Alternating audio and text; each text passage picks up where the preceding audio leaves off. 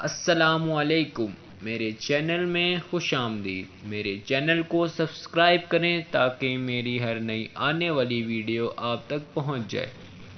وہ اٹھ کر اندر گئے، چیک بک لے کر آئے، 60-70 لاکھ روپے کا چیک کاٹا۔ یہ چیک صاحبزادے کے حوالے کیا اور آنکھیں نیچے کر کے بولے، آپ یہ رقم لو اور مجھے اس کے بعد کبھی اپنی شکل نہ دکھانا۔ اس نے وہ چیک جیب میں ڈالا اور نعیم بخاری کے ساتھ واپس چلا گیا۔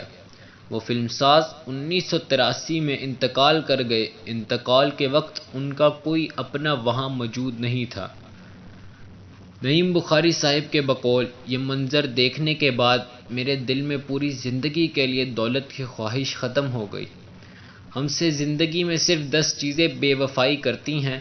ہم اگر ان 10 بے وفائیوں کی فہرست بنائیں تو عہدہ، دولت اور اولاد پہلے 3 نمبر پر آئیں گی۔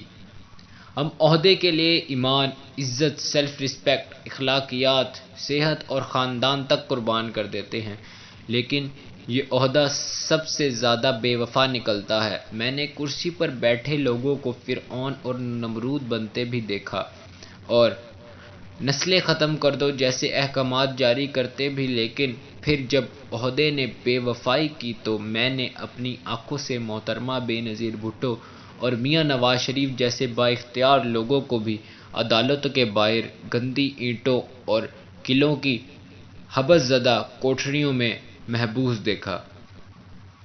میں نے بے شمار ارب اور کھرب پتی لوگوں کو پیسے کا محتاج ہوتے بھی دیکھا۔ دولت مند غریب ہو گئے، مالک ملازم بن گئے اور نمبردار وقت کے سیاہ صفوں میں جذب ہو گئے۔